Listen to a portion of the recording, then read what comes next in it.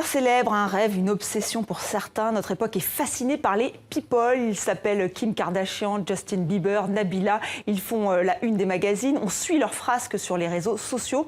Un phénomène qui touche aussi les politiques. Un phénomène que vous analysez dans votre livre, Guillaume Erner. Bonsoir. Bonsoir. Vous êtes journaliste. Vous animez les matinales de France Culture que l'on peut podcaster. C'est vrai qu'on le rappelle, un peu partout dans le monde. Et vous êtes aussi un sociologue défroqué, je vous cite. Absolument. Voilà pourquoi vous vous intéressez aux people dans ce livre que vous publiez donc, à la collection Le Débat chez Gallimard, La souveraineté du people, le voici. Et alors, en lisant ce livre, il y a un nom qui revient constamment, c'est celui de Kim Kardashian. Pourquoi elle ? Parce que c'est une people pure.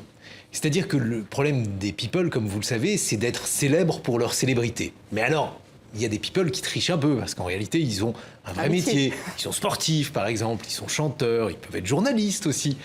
Mais eux, ils trichent parce qu'ils se sont fait connaître en partie par leurs compétences, qui parfois d'ailleurs est une véritable compétence. Il y a même des présidents de la République, vous savez, qui ont leur vie privée épiée.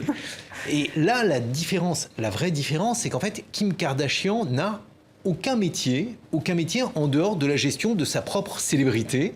Et c'est ça, en fait, qui est absolument magique, c'est-à-dire qu'en fait, elle a choisi de n'être rien, c'est-à-dire de n'avoir aucune fonction précise pour pouvoir promouvoir cette célébrité. Et pourtant, elle a construit, très bien. Absolument, elle a construit un business extrêmement florissant grâce à cette célébrité. Et vous parlez de la souveraineté. Les people, ce sont les nouveaux rois ?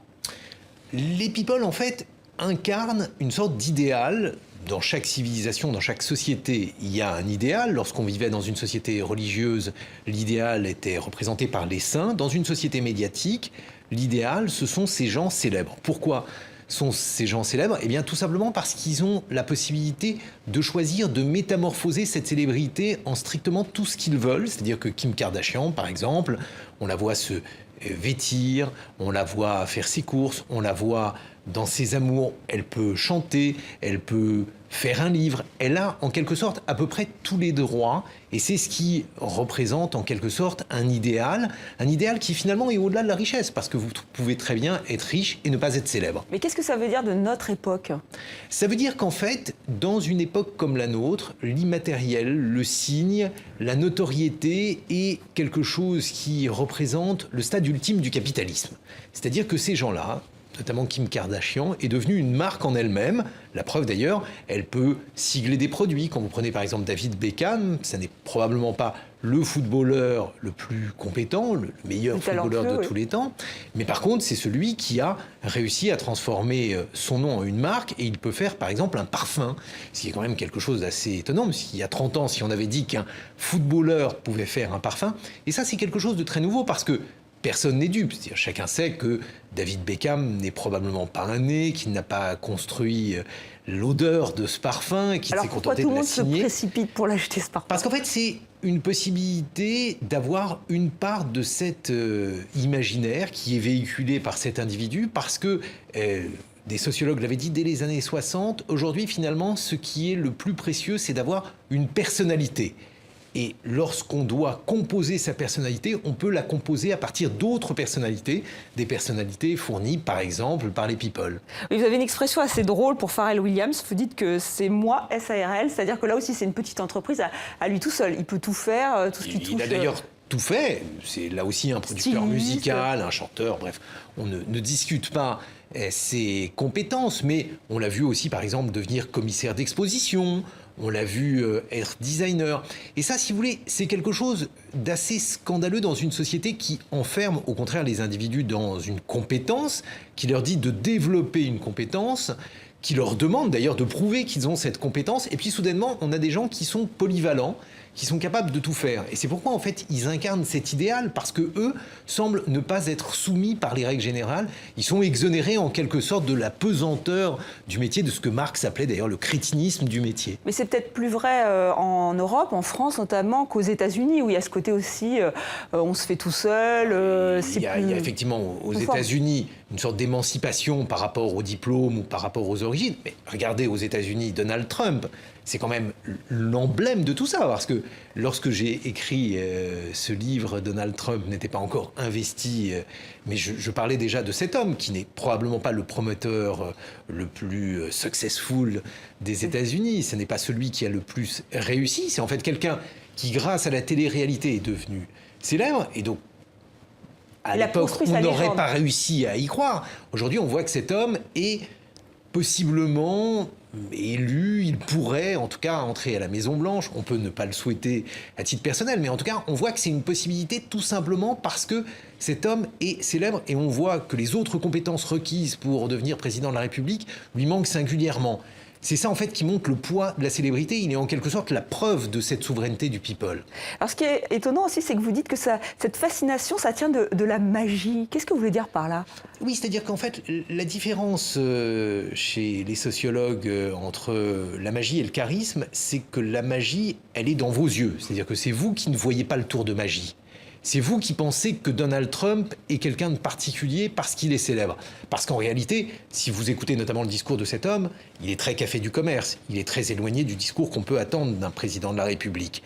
Et en fait, c'est parce qu'il a la magie, l'aura conférée en quelque sorte par sa réputation, par sa célébrité, qu'on peut croire, qu'on peut penser un instant, ce qui est malgré tout une aberration, si on se le dit entre soi, que cet homme serait capable, aurait les compétences pour devenir président des États-Unis. Donc c'est tout à chacun qui le rend magique. Alors vous nous faites aussi un peu l'historique et vous nous expliquez comment on est passé du mondain de Marcel Proust donc au people des magazines comme Voici. C'est quand même un basculement. Là aussi, c'est un basculement. Alors c'est quelque chose qui s'est déroulé dans une évolution lente. Elle commence dans les années 60. Elle commence dans les années 60 avec la contre-culture, avec la culture jeune. Avec et en fait, si vous voulez, effectivement, ce qui s'est déroulé, c'est que la culture jeune est devenue la culture majoritaire. Quand vous prenez le monde de Proust, il y a déjà des mondains et ce qu'on appelle des demi-mondaines à l'époque, mais ces demi-mondaines sont en quelque sorte des intrus. On a, par exemple, au Palace dans les années 80 à Paris, dans une boîte à la mode, on a des intellos. On a par exemple Roland Barthes qui vient au Palace. Mais au Palace, c'est déjà lui l'intrus. Et c'est ça en fait qui change. C'est-à-dire qu'aujourd'hui, on voit que ceux qui sont au sommet de l'affiche, eh bien, ce sont les demi-mondaines et les mondains de jadis. C'est-à-dire que Zaya est là aussi quelqu'un qui est aujourd'hui plus célèbre, plus reconnue, puisqu'elle est devenue styliste, par exemple, que d'autres personnes. Call girl qui a défrayé la chronique, est devenue styliste, et vous dites que c'est un peu, que son ancêtre, c'est Liane de Pougy. Oui, alors Liane de Pougy était justement une demi-mondaine qui a vécu de ses charmes. Mais si vous voulez, la grande différence, c'est que Liane de Pougy était considérée comme étant une marginale. Elle n'était pas au cœur d'une société.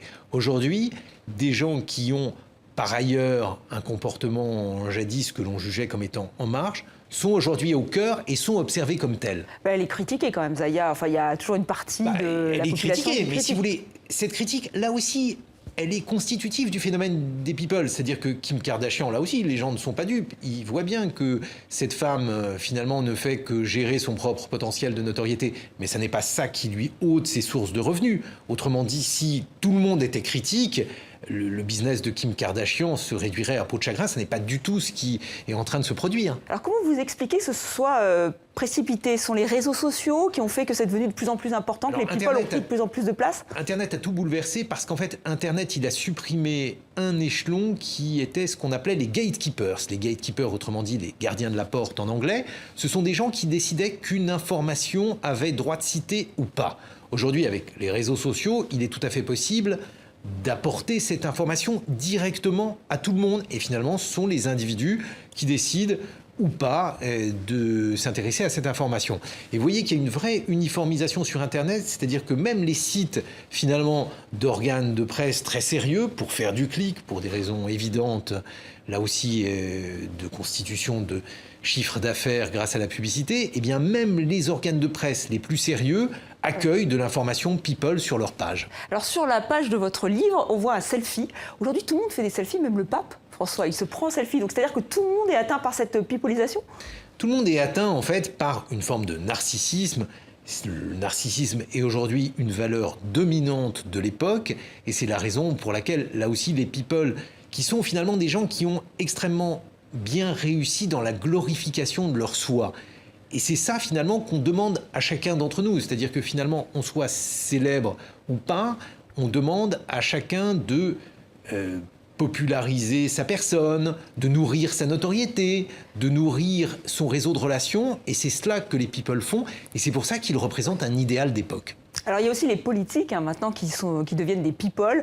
On est très loin. Vous nous citez André Malraux qui dit que quand on entend Charles de Gaulle, on n'entend pas Charles. Alors maintenant on voit un président en scooter.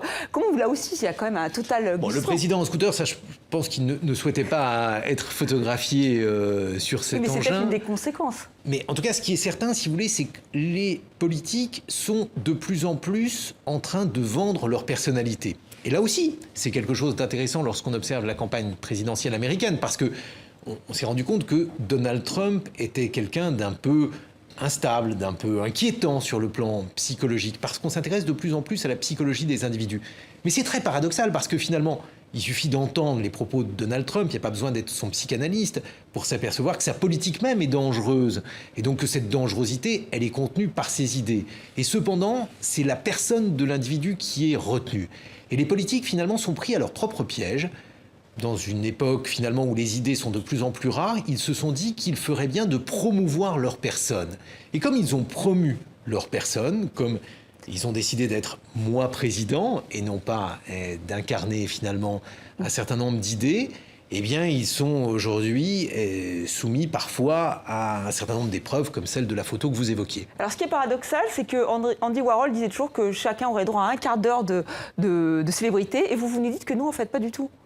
C'est-à-dire, en fait, on voit bien qu'aujourd'hui, il y a beaucoup trop d'appelés et pas assez d'élus, tout simplement parce que Internet bouleverse là aussi la donne. C'est-à-dire que si chacun fait des selfies, eh bien, vous en avez beaucoup trop de faits pour que les individus puissent les contempler. Et vous avez au contraire des polarisations. C'est-à-dire qu'on a assisté au phénomène inverse. Vous voyez, Kim Kardashian, elle est née aux États-Unis, sa popularité est née aux États-Unis, et aujourd'hui, elle est connue en France. C'est-à-dire que le people est un phénomène constitutif de la mondialisation, il est indissociable de cette mondialisation, et cela signifie qu'à l'avenir, il y aura de moins en moins de people, mais des people de plus en plus connus, pour une période de temps d'ailleurs assez brève. Quand vous prenez Paris Hilton, elle est aujourd'hui complètement ignorée, elle a été remplacée par d'autres, je ne doute pas que Kim Kardashian sera elle aussi remplacée, mais en tout cas, on voit qu'aujourd'hui, c'est elle qui est observée. Voilà, le people, un sujet très sérieux. Merci Guillaume Erner d'avoir été le grand témoin de 64 minutes. Je rappelle le titre de votre ouvrage, La souveraineté du people, aux éditions Gallimard, collection Le Débat, et que vous animez chaque matin les matinales de France Culture. À partir de lundi. Podcastable, absolument. Voilà.